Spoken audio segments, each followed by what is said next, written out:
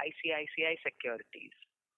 As a reminder, all participant lines will be in the listen-only mode, and there will be an opportunity for you to ask questions after the presentation concludes.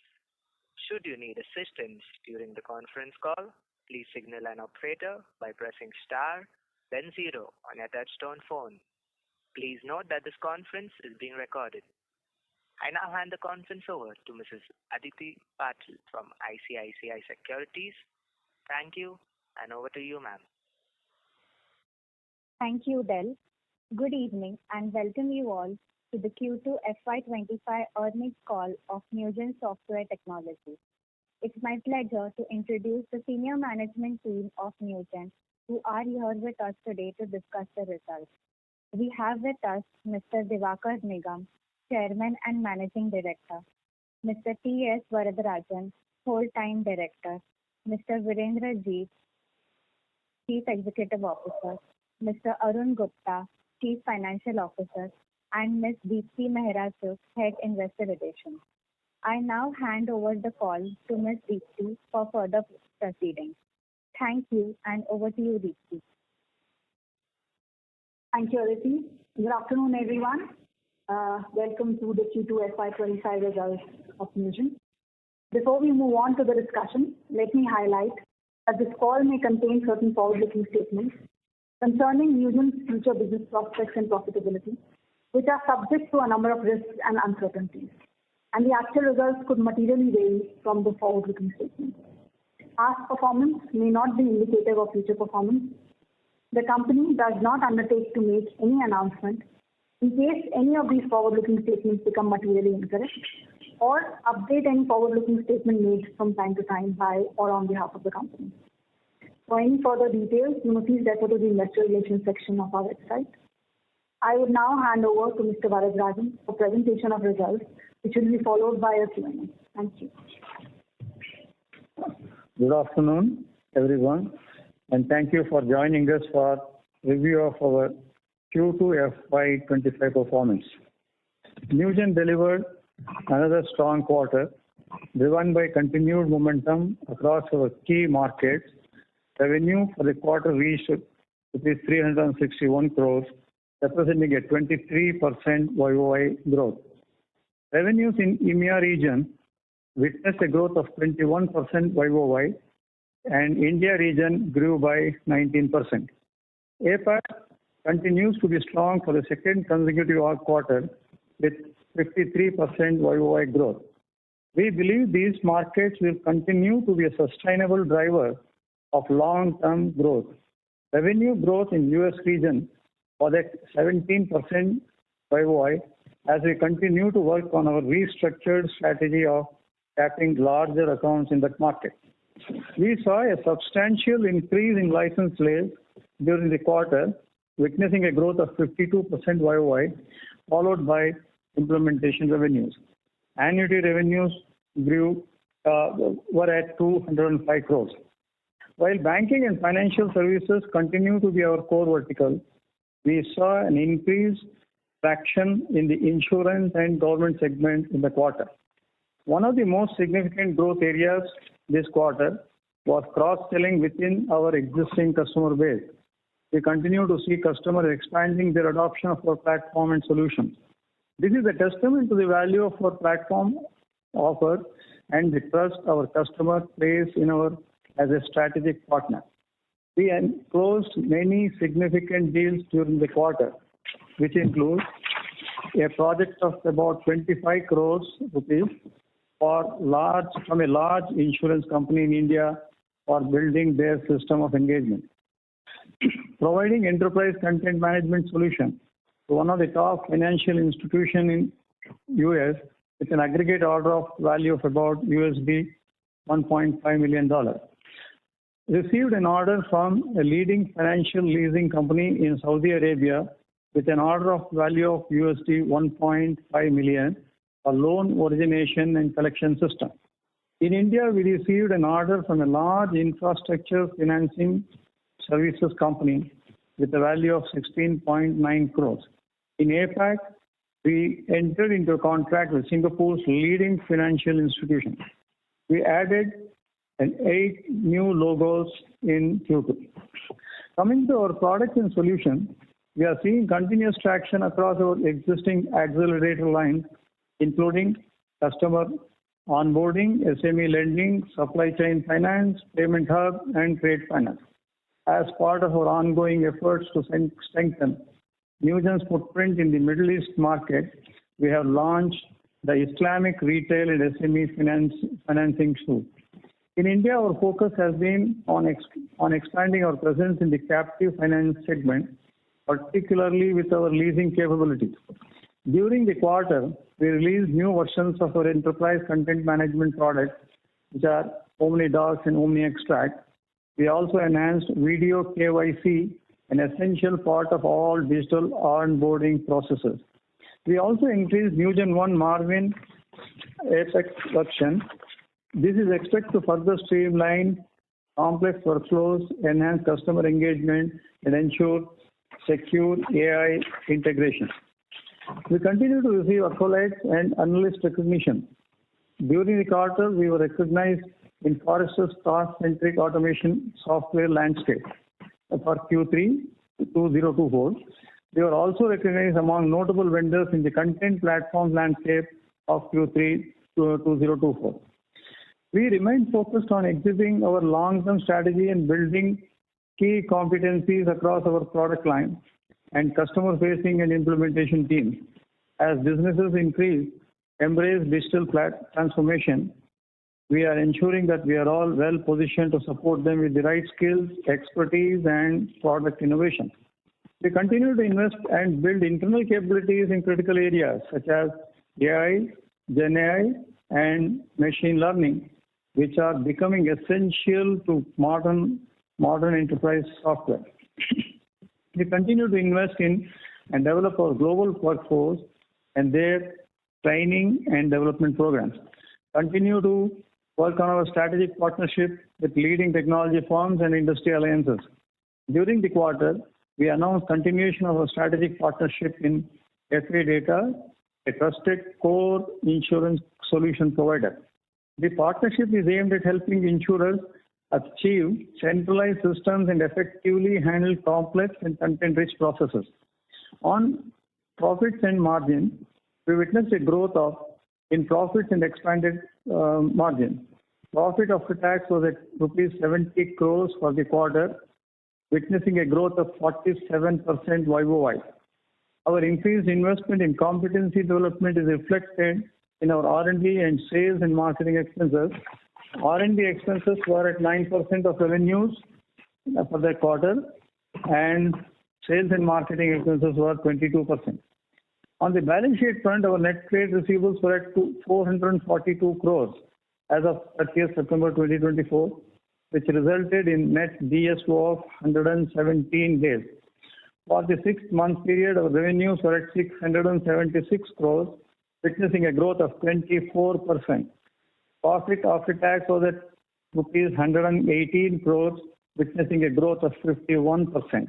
As we look ahead, we remain focused on driving innovation, expanding at cross-selling opportunities, adding new logos, and continuing to grow profitably. Thank you very much. We are now open for Q&A. Thank you. We will now begin the question and answer session. Anyone who wishes to ask a question may press star and 1 on their touchtone telephone. If you wish to remove yourself from the question queue, you may press star and 2. Participants are requested to use handsets while asking a question. Ladies and gentlemen, we will wait for a moment while the question queue assembles.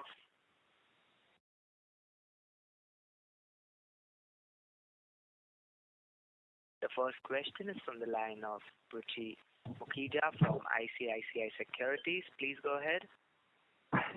Congratulations on good set of numbers. I have 2 questions. Firstly, if you look at the APAC has seen 50% plus growth for second consecutive quarter, especially also there is recent growth for second consecutive quarter. This appears to be supported by a large project ramp up. So is this ramp up complete or likely to continue in the near future? Yeah, Ruchi, thank you. Thank you for your question. You're right. So what has happened, the APAC has grown this year on a base which was weaker last year. And predominantly in both the quarters, we have got substantial license deals out there. So these are typically wins which have resulted in a higher growth rate on that. Also, the orders which we have received are in the process of execution. They will be executed over the next 18 months, and they will have a long tail revenue to them. But predominantly to reflect on the growth of the H1 is on account of license wins and new logo acquisitions out there in that market. Understood. Secondly, in the annuity-based revenue this quarter registered 14% YY growth, which is softer and has fallen below 20% mark after 10 quarters. So could you explain the reason and how to think about the trajectory going forward? Yeah, I think this is slightly more complex to discuss because there are two factors probably that. One is predominantly our shift in US from lower accounts to larger accounts. As also, we have closed down a lot of existing accounts in small values, which are typical contributors toward the SaaS business. That's one part of it. So unless the momentum of logo acquisition starts in US, the new logo acquisition on annuity side will be softer because most of the other markets, the sales is happening still on the perpetual side. The second contributing factor is that if you look at deeper the data, you look at the ATS growth has been a bit muted compared to historical levels. And this is on account of a lot of large wins over last, at least 5 quarters are typically very long tail businesses. Their execution cycles have stretched. Thus, our ability to start realizing the ATS revenues have been, limited out there. But we are hopeful that this quarter, next quarter, we should be able to, close some of those deals and the ATS bucket should grow. So, So as Newgen has pivoted to larger deal sizes, they have correspondingly reflected in larger execution cycles and thus slightly delayed our realization of our subscription revenues. So two factors, mature market sales, especially in US on licenses, which is slightly less than our, the run rate of our business, and longer business and execution cycles, which have muted down ATS. We think it's a transient affair. It may last for 1 or 2 or 3 quarters, but I think the nature of the business is it keeps on compounding annuity, irrespective of what we do. So I think as a matter, we may be able to recover it in 1 or 2 quarters and come back to a healthier growth rate of annuity. Got it. Thank you and all the best.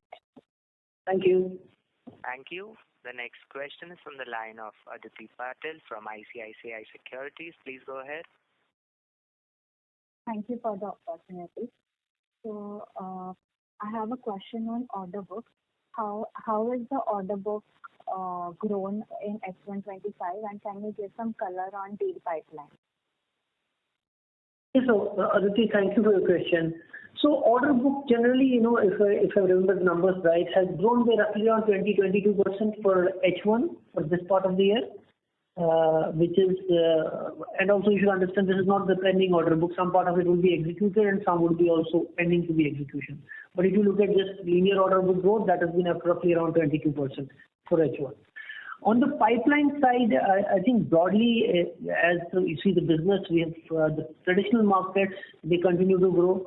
The deal sizes keep on going bigger, as well as our financial services base is becoming slightly wider with the offerings like trade or service request management. They're making the offerings wider. But what is more interesting and what we are excited about is slightly diversified, getting more business in insurance and government. We have invested some amount of energy in last 2 quarters in building capabilities in that, ramping up sales teams. And we think the insurance and government also in subsequent quarters should start contributing in a meaningful way to the business. So we are very excited about the whole funnel and especially about the new initiatives we are launching in that. Okay. Sir, this insurance vertical growth, are you really seeing that across your traditional and developed markets? And have you launched any new products or new products in pipeline with respect to insurance? Absolutely. So when we take a vertical, we have completely looked at the potential of that vertical across all markets. And I think we are investing in building solutions and what we call accelerator products in all markets in terms of looking at integrations in local ecosystems, looking at integration with third-party systems or core insurance providers.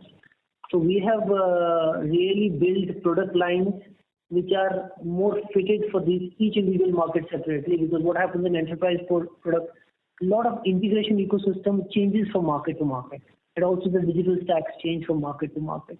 So we have invested, and the work is still going on. It's not that we have completed all the product lines, but we are ready to go to the market with them. Now, in most of these use cases, we are opening up pipelines in APAC. We have started building pipeline in India.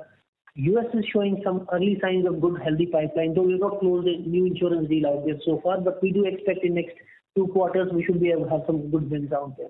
So it's broad-based, and we are building it as one more, exactly like banking, we want to build over in multiple years a larger vertical for us. Okay, got it. And can you talk about your progress on winning large clients in US and how many new logo additions have been in US in this quarter? Yeah, so on the USA, I would broadly summarize it in work in progress. And though we have, as I told you, on the large client side, we have already got deals. So the ability to get these customers and as well as our products being helpful to those customers has been established. But the deal velocity in US is slightly muted. It's a bit slow. We are still hoping that both the insurance and banking as well as health initiatives in US start firing in Q2, so second half of this year, and we are able to get some more deals. But right now, I would classify it in work in progress rather than. So right now, the business is still relying heavily on our emerging markets, and we're hoping that our investments in mature markets start showing results in next 2 quarters. Okay. And so we have seen strong traction in banking in India and EMEA. But this quarter, the banking revenue, if you see YOY growth, is slightly lower than the company average growth. So should this traction in banking sustain in the medium term? Can you give some commentary on that? So I think the quarterly growth rate is a factor of many things. We don't, as a company level, see any change in the market dynamics right now or the opportunity funnel size. On a single quarter, one license deal can change the number from 17 to 27%. So I think that's why the numbers are still. Having said that, the kind of momentum which was there for last 2 years on financial services, especially in India, is slightly because we have also penetrated in a lot of accounts, and now we are diversifying in other solutions like we talked about captive finances, and we are looking at still larger deals in trade and captive finance area. So I think some of those deals will start coming in the second half of this year, and we should be able to recover the growth rate. In Middle East, again, I think Saudi is still not showing any signs of weakness. We are out there really working on very large deals. Some of them should come in now. I would broadly say that right now I don't see any concerns that there is any kind of a slowdown or a momentum shift in financial services in India and Middle East. Okay. Got it. And I had one last question on so what has been the response for the Lumen GenAI product which was launched last quarter, and in general on AI and GenAI, what has been the response of the clients? See, the client, there's an enormous interest in every industry and every opportunity around AI in general, and also lately generative AI in specific. So our ability to drive these use cases through AI is really showing a great traction in it, and also opening new kind of opportunities in these accounts. But having said that, there is also a kind of what we call there's an interest, and then there is business. So the interest should translate into business downstream. So we do see all opportunities having a strong flavor of AI. But we don't see opportunity yet just which are completely AI-led. So you have lending which has to be transformed to AI, but you will not have an AI use case independently running in the market. Too many of this we don't see.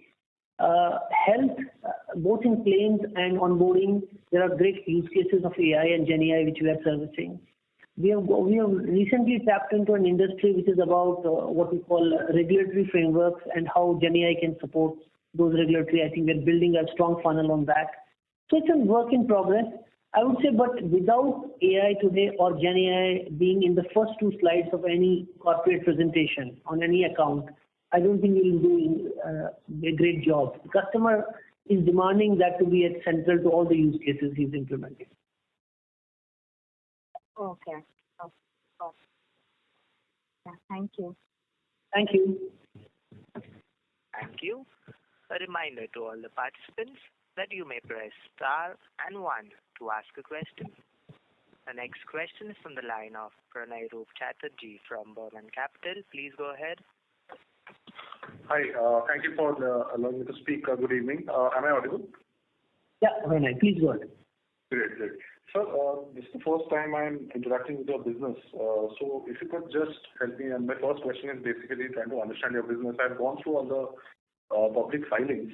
But if you could just in simple words, so for someone who doesn't belong to the sector, help me understand what is the type of client you're trying to serve and what is the exact problem you're serving for them, right? And I've seen your R&D is also high and you have various patents. So what is the IP that differentiates the business? If you could just help me understand in simple words.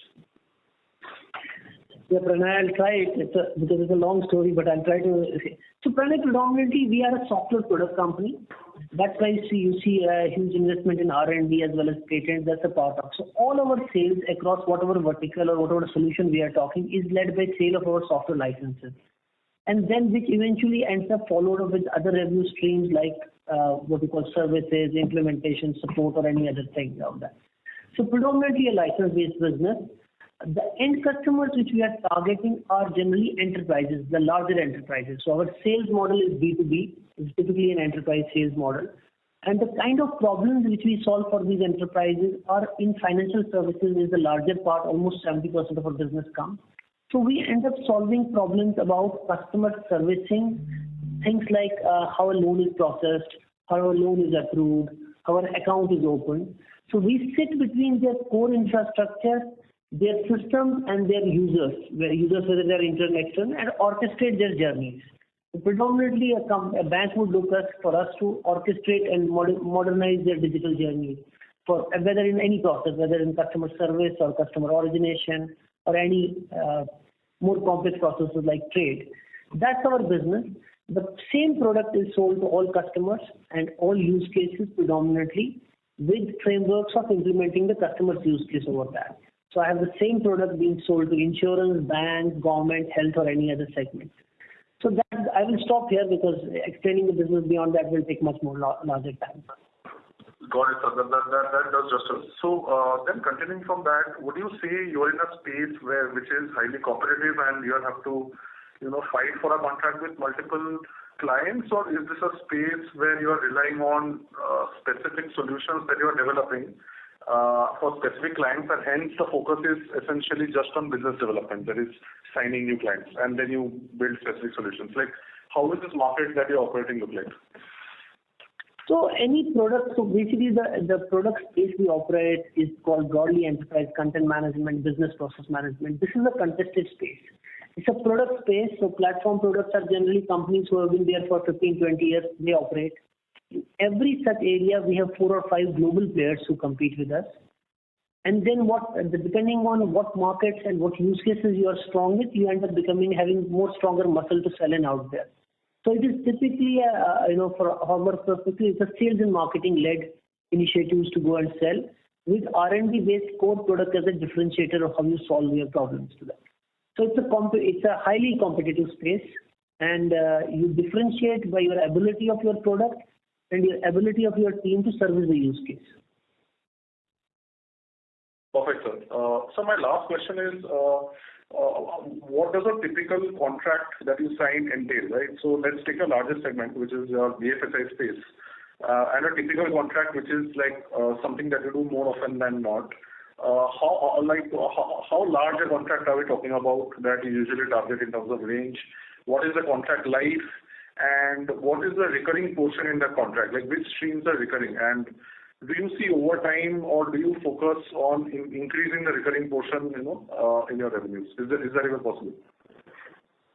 So Pranay, basically what our deals generally on an average when we enter an account vary between somewhere around $700K to $2 million. On an average, there are larger deals and then there are smaller, but this is an average framework. All deals initially are roughly around 60% license fee and some 40% which is called implementation charges, which is to configure the system for the user. Beyond that, there is a 20% annuity which customer pays on this fee to maintain and support, have right to upgrade. Thus, the nature of the business is every time you end up selling, you end up creating some compounding effect. As long as the percentage share of your license to your revenue stays in the healthy, ratio that every deal you are making 50-60% license share, your annuity keeps on growing at a better rate than your growth rate. But if your service revenues become larger, then the annuity does compound, but does not compound at the same rate. So the nature of any software license or a subscription business is that annuity compounding does happen. Does that answer your question? Yes, sir, that answers my question very well. Thanks a lot for being patient and great set of numbers. All the best. Thank you. Thank you, David. Thank you. The next question is from the line of Mihir Manohar from Carnelian Asset Management. Please go ahead. Yeah, hi. Thanks for giving the opportunity and congratulations on a good set of numbers. Sir, largely wanted to understand the Newgen Lumen side. If you could throw some color as to which area is this particular offering exactly trying to solve? Is it trade finance? Is it working capital? If you can just throw some color on what is the use case and application over here, that will be helpful. And second question was on the restructured strategy. I mean, you mentioned that the restructured strategy of tapping larger accounts is playing out well. So if you can throw some color around the internal KPIs that we are tracking to get more confidence on this thing. Yeah, thanks for asking that. So first off, on the Lumen, so predominantly I can tell you what the product does and where we target it. Predominantly what Lumen is a product which lets use the traditional machine learnings but exposes it through a generative UI interface so that you could almost do what we call brainstorming, or you could do a very interactive discussion with the end business systems you have. So where we position it, we are right now positioning it wherever the customers find opportunities to either segment their information for cross-sell and upsell. So discovering which has the right opportunities for cross-sell. So we have a variant of Lumen which we call Harper, which is used in retail. Lumen we are targeting predominantly in financial services for cross-selling and upselling. So that is where the but the product is very horizontal. It can be applied to many use cases, but we are trying to go to market initially on identifying these use cases. So predominant usage is going to be in retail journeys or in the journeys like collection. We are not using right now on trade. Trade we have a very different product which is about document analytics. That's a very different product. So that's about the Lumen.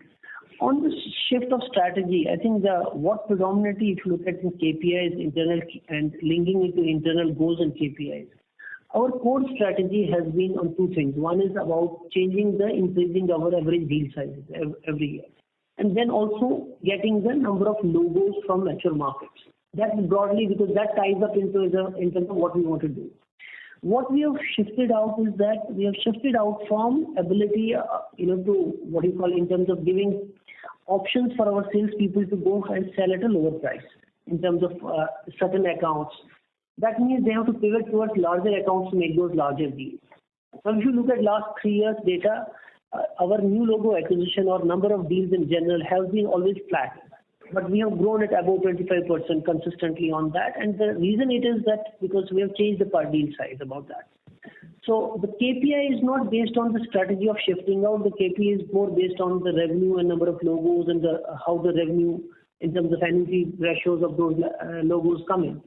But the result of all that is that finally we have to make sure that we are able to get business sizes up in these geos. So what has happened in that, the traditional markets have responded very well to that, and we have got much larger deals in Saudi, much larger deals in India, APAC. US, we have got the inroads in some large accounts, but we have not had the follow-up sales at the same velocity as in these markets. So that's why you see the market lagging at between 16, 17, 18% of growth. So it is not matched the growth rate of that.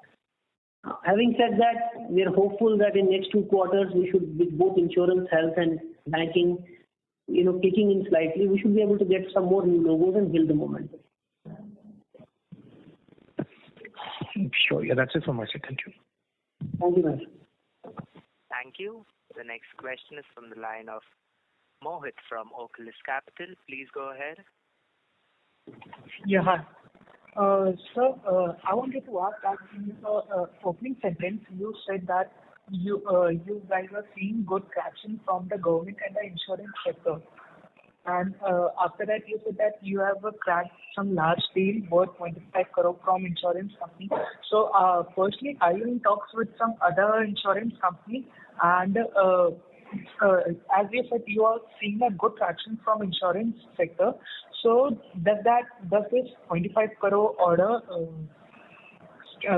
categorize a large portion of that inquiry which you are seeing, or you are seeing from other players also? Thanks, Mohit. So, Mohit, when I say that we are looking at government and insurance sector, we are looking at building. If you look at today, the revenue share of government and insurance in the company is less than 20% of the overall business. So our aim is to make it to a much larger. We want the government and insurance together probably to reach around 40% of our business, which does not mean that it is tied to one deal. Though the deal we are talking of insurance is a large deal, but that is not what we are referring to. We are referring to the broader funnel which we are building across markets like India, Middle East, APAC, and US in insurance. And also our initiatives of government, especially in markets like Singapore, Saudi, Kuwait, and some amount of also in India, which we are hopeful that the market will recover. And so we are talking these as a broader strategies to really build sizable businesses in these areas. And what we are excited about is the funnel which we are starting to build in these cases and some of the early interest and early wins we have gotten that. We closed the deal of insurance this time in Middle East. We closed the deal of insurance in India for that. So these are two good deals and they are sizable deals. Similarly, we closed the deal of government, one in Middle East, and we expect next quarter also to have some more strong momentum on this. Thus, we expect this to be a kind of a growth driver going forward. Okay. And also, this 25 crore deal which you have cracked with some large insurance company, is this from the Middle Eastern region or is this from India? So this deal is from India. This is from India market. A part of this revenue has come in as license, but the subsequent part will be executed over next 18 months. So it's a 18 months project. Yeah. Okay. And my second question is that in the Middle East sector, in the Middle East market, you said that you want to grow and you are seeing some good footprints there. So, wanted to know that which area or which region are you specifically targeting and in which domain do you want to grow your footprint? Point, we are already in Middle East in a large way, and it also almost gives us 37% of business. So we are almost established in all countries. So there's no new region. It is the same region. So, but the predominant business which we do is from countries like UAE, Saudi, then some amount of business from Oman, and then later we're also looking at Qatar and Kuwait as the market. Beyond that, also Africa countries like Nigeria, Ghana, they have been strong countries for us. And Kenya, we have got at least 6 of the top 10 banks. So we are looking at exactly the same market, but we are also looking at more use cases in this banking as well as getting more revenue in insurance and other segments. Okay. Thank you so much, sir. And all the best. Thank you. A reminder to all the participants that you may press star and 1 to ask a question. The next question is from the line of Mohit Motwani from Tara Capital. Please go ahead. Hi, thank you for the opportunity. I'm fairly new to the business. I have 2 questions from my end. One is on your US mature market. On the mature market side, you said the US is relatively showing some weakness. So just wanted to understand if this weakness is being experienced on the industry wide across all other of your peers as well, or is it because of the tough macros? And that is the first question. And on secondly, some of the IT service companies have spoken about some green shoots and recovery around the BFSI space. Now, is it that the spending on software products comes on the lower pecking order for these banking companies in these US markets, or how does it work there? If you can shed some color around these. Thank you. So Mohit, thank you. So first of all, Mohit, our peers operate slightly in a wider and a very different business, and we are still in a product business focused on typically transformative products. We are typically, while our peers look at the larger business and their business is more mapped directly to the industry. Having said that, there are two things. One, as we have pivoted to larger accounts, then our peer accounts and our accounts tend to be same, so their behavior tends to be same. So, they have the same problem. If they're not spending, then they're not spending also on new initiatives. So I hope that there is a correlation on that. But today also, at the size we are and the kind of challenges we take for ourselves in terms of growth rate, we still think that we are decoupled from a larger problem in an industry. We need to first make sure that we establish ourselves, get our first 5-10 large banks in, and then replicate from that. Then we can look at, once the accounts are very large, then we can look at whether we are connected.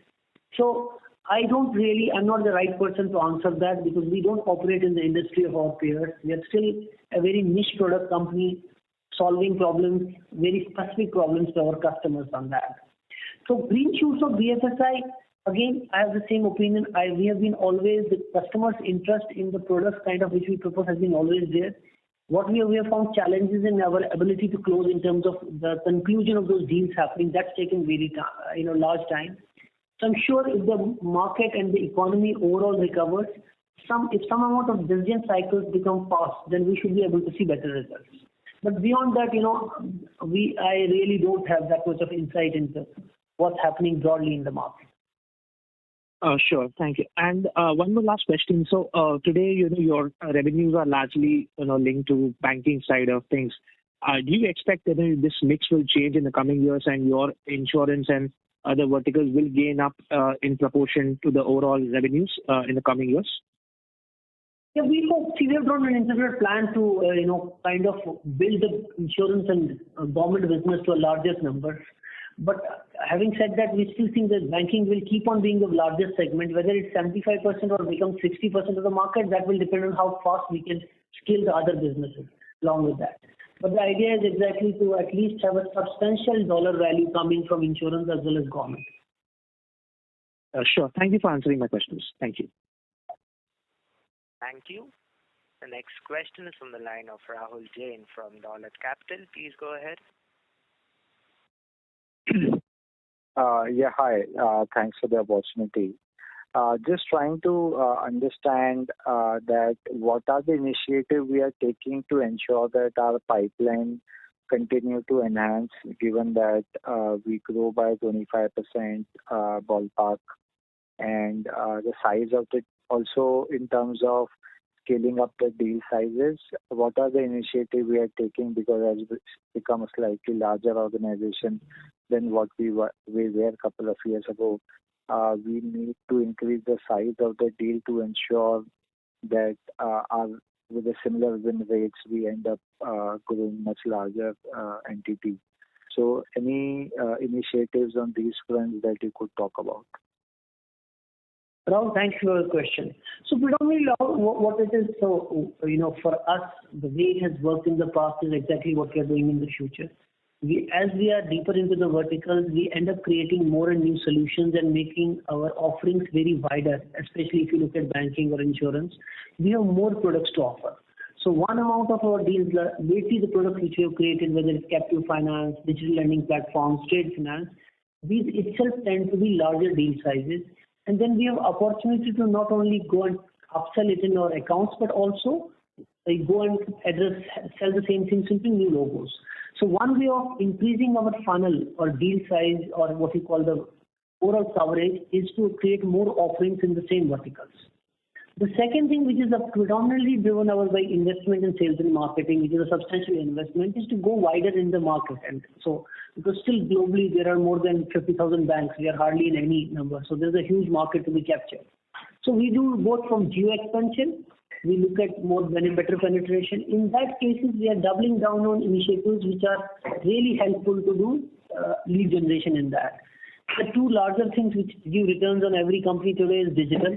So our digital budgets keep on growing, our digital plans in terms of enhancing how can we get more of inbound through digital channels. And second is typically being in front of the customer. That is our ability to be in analyst quadrants, all the events, industry coverages. That is what we are doubling on. We are increasing our budgets in marketing, our go-to-market activities, so that we are having the larger funnel. So one is the broader coverage of the market itself, and second is typically deeper penetration into each of those accounts by having more solution offerings. These things have really worked for us over the last 5-7 years, and that's what we keep on doing. So, one interesting point that you mentioned is that, mining the same account by scaling up more offerings within the same customer base. So have we seen several such instances where people might have started with a smaller deal, but then we have sold them loan origination or trade supply or bigger products compared to the process offering that we initially used to sell a couple of years back? I'm sure there are good case studies, but are there meaningful upsell that would have happened? Anything that you could share on that front? So, Rahul, exactly, I think that's core of our business. So if you look at our growth targets of next year, we almost rely on 50% of that growth coming from upsell to our existing accounts. And that's historically, if you look at also today, number of deals which we come up. When we talk of new logos, we may have anywhere between 10 to 13, 15 logos a quarter. But then if you look at deals, we may have more than 25 deals in a quarter, and those other 12 deals are in the existing accounts. And those existing account deals are sizable deals. And I think if you look at even the disclosures which come in terms of materiality, they are equally spread, both in new deals as well as existing deals. So there's a good evidence and history, and in fact, this is the core of our business, our ability to go and upsell. We remember accounts which started with the kind of an annual revenue of a crore, a large bank, now going up to annual revenue of 20-25 crores. And this has not happened in one account, this has happened in at least tens of accounts for us. Yeah, Jeet, I completely understand what you said, and we appreciate that. What I was specifically referring to, some of your larger offerings that have become more recent, for example, like trade supply or loan origination, bigger, I mean to say cases where the deals were much bigger relative to your historical benchmarks. So I think 80% of the large deals, both for trade or digital lending, have come to existing accounts, and 20% have come to new loans. Right, and there are more win rates even after going live, because that is what would be the key matrix. Whether are they moving from one module to more, something like that. Exactly. So I think that's so because if they become stale, they are not going to buy the next product from us. So every 2 to 3 years, you have another very large deal happening. But even between that 2 to 3 years, there are other components being sold, whether they are horizontal product components or other smaller solution components. Appreciate it. Thanks. That's it from my side. Thank you. A reminder to all the participants that you may press star and 1 to ask a question. The next question is from the line of Dikshant from DB Wealth. Please go ahead. Hi, congratulations on great numbers, sir. So my first question is basically, since we are so much catered to the banking side of the business and we have helped them grow in a lot of ways, that's why they keep giving us good, bigger deals. Can you just highlight 1 or 2 particular products that help our clients grow? That's why they're coming back to us. The idea of asking this question is for we can understand that what makes them keep coming back to us and growing this, so that we can, make this cycle bigger and bigger as the time goes by. Okay. So so just a way to explain is to understand what we sell. Predominantly what we sell to the enterprise is a system which is called, our product is called Newgen 1 or IBPS and OmniDoc. This sits between core banking, there are all other systems and all other peoples and interfaces. So what happens is any digital transformation project which they take, that is broadly implemented on this platform for most of the use cases. So once you implement the use case, the way that they are buying this is they are buying this platform to make sure that they don't have too many softwares and too many vendors. So if you are able to make a successful case, it becomes natural to go and implement another case on the same platform. Because finally, it's typically a low-code way of doing it. It's loosely coupled. It's built for change rather than going and buying point solutions. So our story and journey for all these 15 years has been that once you've implemented a product which the bank users or insurance users are using, whenever there's a next opportunity to transform the journey or transform the journey in another area of business, they end up leveraging the same platform. So we end up getting an ability to go and upsell more licenses because of usage, as well as the customer ends up using the same infrastructure and leverage the same knowledge base which is around the system for other processes. So the examples would be, if you look at 10 years back, we were selling something like around systems of centralization, or what we call a BPM or a workflow systems. From that, we pivoted to a lot of systems where we sold around what we call digital onboarding. These days, it's our end-to-end digital retail or trade or service request management or collection systems. So these are examples. Most of our market seller clients, you will at least have 3 or 4 of such solutions rather than one.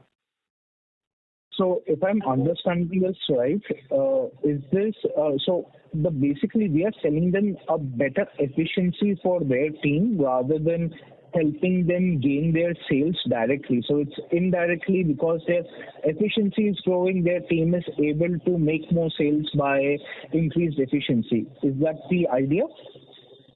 Yeah, so basically we are directly putting systems. We end up selling where the customer is implementing systems for growth. Mm-hmm. And the growth is driven out of 2 things. I think 10 years back it was driven around centralization, which is about efficiency, what you call turnaround times. Nowadays it is about build around engagement, straight through, low touch, no touch. So can you reach customer? Can you solve a loan in half a day? Can you open account immediately? So again, you need an orchestration. So to open an account instantly, you need to reach the customer, you need to orchestrate the journey, you need to integrate with all the digital stacks, you need to implement complex workflows and complex rule engines through a single platform. So this is exactly what we do. Okay. My last question is on our general cycle, on our profitability and growth cycle. So on the accounts we see, so the second half of the financial year, we have more sales and earnings realizations. Is that correct, or am I looking at it the other way? No, I think this business is slightly back-ended towards Q3 and Q4, where larger license deals end up happening. It's a history of every software license product company which has perpetual license. So roughly around our distribution today is roughly between somewhere 42 to 44% in H1 and between the corresponding remaining in the H2 part of that. So we do expect that even this year it's going to be slightly back-ended on that. But as the company becomes bigger, I think this whole skew is slightly shifting and reducing slowly. Got it. Can I ask a follow-up question, please? Please go ahead. So the growth that we are expecting and that we are so much focusing on, you said that the new labels that we don't focus on new labels rather than we focus on, making our existing business grow. In the next 3 years, is the goal remaining the same, that we are going to focus more on existing labels, or is it going to be much more that we will now focus on getting new customers? Or is it in tandem, both things are going to go side by side? Yeah, Rishit, I think probably you got me wrong on that. I think what I said, the potential is large in existing accounts and we have an ability to grow. But our predominant effort in sales and marketing is for new logo acquisition. I think we measure our success by our ability to win new logos. And because that is where because once you win a logo, all other stories unfold. You are able to sell, you are able to upsell, cross-sell. But if you don't end up selling to new logos, you will not be able to grow beyond a particular point. You can go for short term. So our whole focus is predominantly, you can say 70% is on new logo acquisition and 30% is on mining. Beautiful. Thank you so much, sir. Thank you so much. Best of luck to the team. Thank you. Thank you. The next question is from the line of Chirag Kataria from Ashika Institutional Equities. Please go ahead. Congratulations on a good set of numbers. I have a couple of questions. So, please back guiding that we have an intention to reach around $500 million kind of revenue in next couple of years. Is that still intact? And by what year we aspire to be there on the milestone which we spoken earlier? And second, the number of logo addition which we are providing every quarter in the presentation, how many of them are active and doing business on regular basis at aggregate level, whichever logo we have disclosed so far in the presentation? And third, what average engagement size are we looking whenever we empanel any logo with us, and even from the current empaneled logos and from potential one? Yeah, that's all from my side. Thanks. Chirag, thanks. So, our ability to reach $500 million depends on our ability to execute. The business has got enough potential. The market segment and the addressable space for us is quite large. And we have seen peer companies in other markets, especially in geo markets, in geos like US, have reached revenues of $500 million, $1 billion, and they have started almost either slightly earlier than us or slightly later than us. So the market potential is there. We have drawn aggressive plans for ourselves. We have aligned the strategy for that, and we are aggressively investing in that.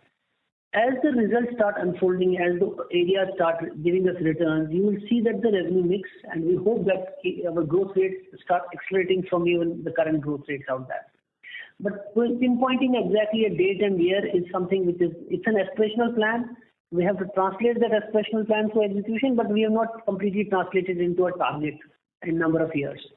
So I think if you track the story, I'm sure that in next 3-4 years, you will see that we are not very far from there. On the logo retention, the number of new logos is there, or whatever number of logos are the logos which are giving us business. That's how we count it. And we don't count anything else who does not give us business. Our retention rates are pretty high for all businesses which are sizable size. So anybody who's giving us a recurring business of 50 lakh, we almost will have 95 to 98% retention. So on the smaller logos or what you call partners which were pivoting up, there's a higher churn rate.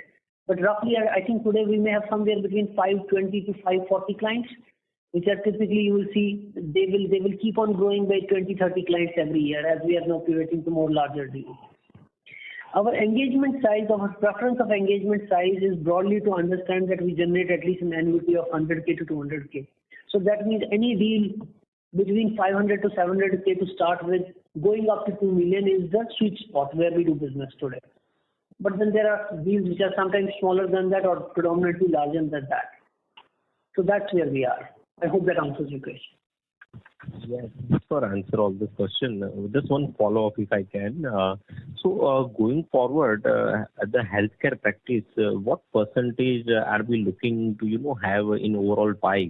Is it similar to the quotient that we have at BFSI right now, or the second order will remain on healthcare side rather the BFSI one? So, we are primarily looking at 3 verticals. One is banking, the other is insurance, and health care also we look at health insurance market. It is not healthcare as a segment. So when we say healthcare, it's about payers, and predominantly in US, this market is more active out there. So these markets we expect to get as multi-million-dollar businesses, but still reaching the banking is going to be predominant large number. They may struggle to reach the size of banking unless we really hit a jackpot about some industry and we replicate very fast. But I hope that insurance and including insurance, health and government should be sizable and material businesses for us. And we do expect in the next 3 to 4 years they come very close to banking. Maybe they become both together become equal to the size of banking. Thank you so much. All the very best. Thank you very much. Thank you. Ladies and gentlemen, that was the last question for today. We have reached the end of our question and answer session. I would now like to hand the conference over to Ms. Tripti Merachog, Head Investor Relations, for closing comments. Thank you so much everyone for joining us for the call. For any further questions, you can connect with me or you can go to our website. Thank you. Thank you. On behalf of ICICI Securities, that concludes this conference. Thank you for joining us. You may now disconnect your lines.